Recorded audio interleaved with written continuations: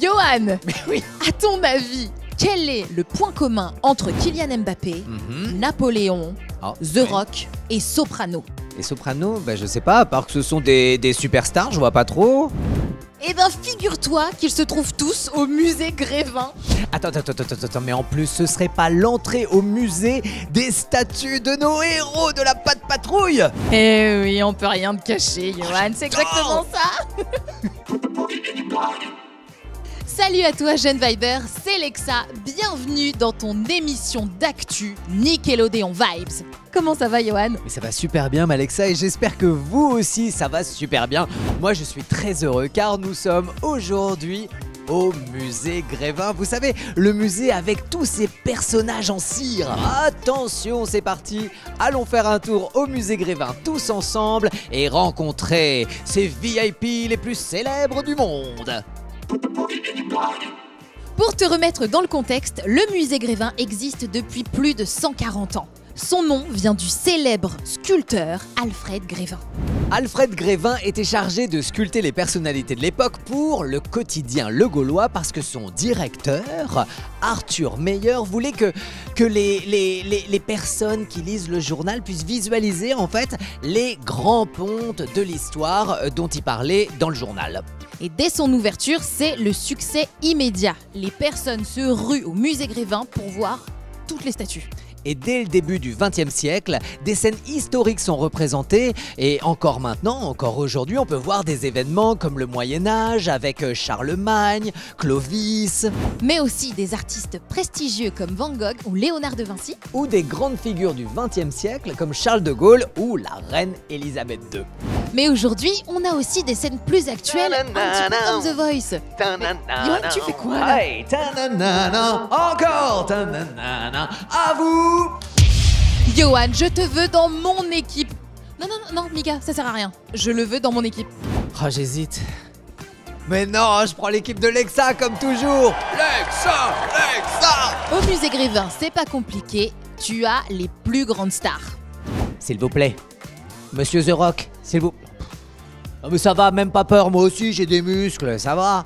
Eh, Kylian Mbappé! Alors, ça te dit une petite partie? Cap ou pas cap de me dribbler, hein?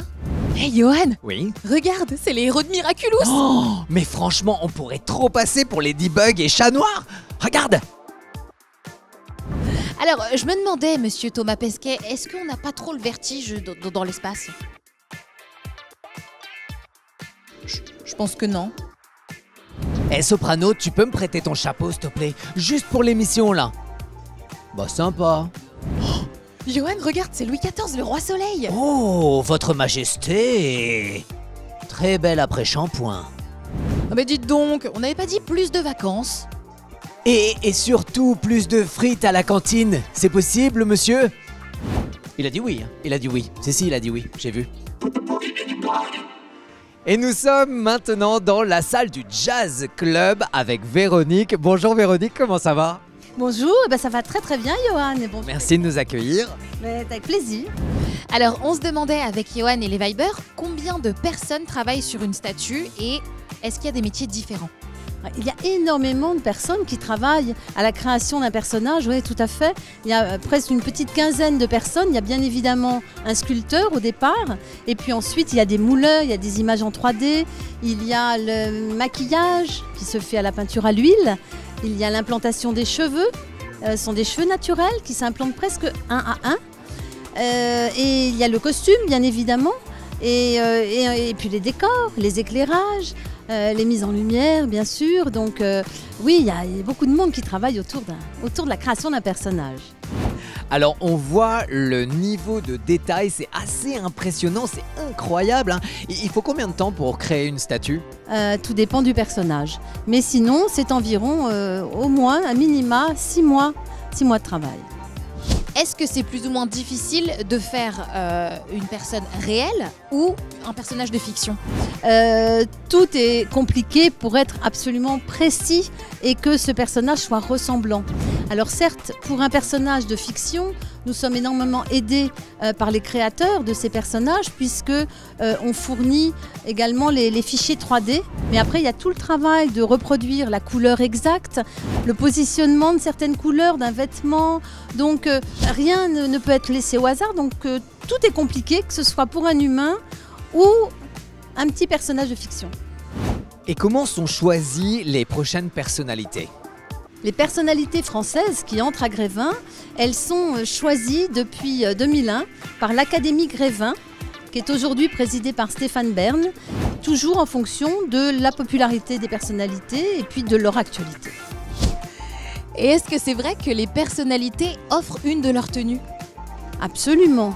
Toutes les personnalités françaises que vous avez rencontrées et parfois même étrangères, nous avons M. Ray Charles derrière nous, un grand jazzman, je le précise, eh bien, qui nous avait offert toute la tenue que le personnage porte. Et puis, un petit peu plus loin, Michael Jackson, qui nous avait offert donc la tenue pour son personnage.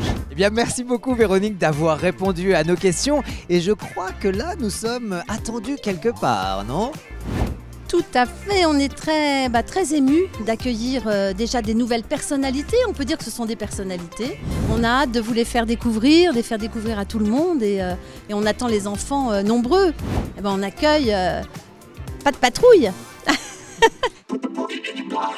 Nous sommes avec les stars du jour du musée Grévin. Et oui, c'est un truc de ouf, c'est l'entrée de la plus célèbre des patrouilles canines, la Pat' Patrouille. On retrouve Stella, Chase, Ruben, Marcus, Rocky, Zuma et Ryder dans le super décor de la Grande Vallée. Alors forcément, une arrivée comme ça se fête en grande pompe. Nos amis de la Pat' Patrouille font désormais partie de la grande famille du musée Grévin. Et on ne pouvait pas rater ça, mais franchement ils sont super bien faits. On n'arrive pas à savoir, il a la même coiffure que moi, on n'arrive pas à savoir si ce sont des statues ou les vrais. Ça c'est clair. Alors attends, juste pour vérifier, Rocky, dis-nous qu'est-ce que ça te fait d'être ici au musée Grévin? Ah, je suis tout à fait d'accord. Ah oui, c'est impressionnant, c'est un grand moment. Hein.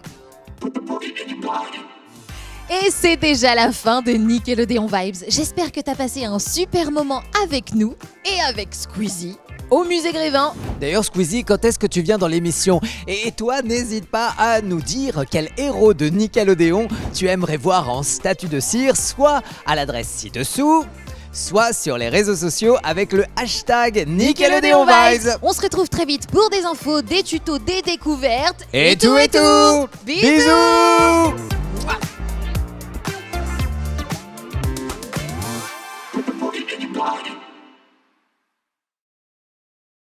Bah Johan, qu'est-ce que tu fais?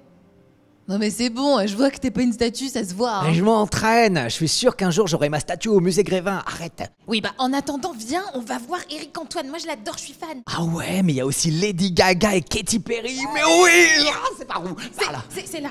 Salut Michael.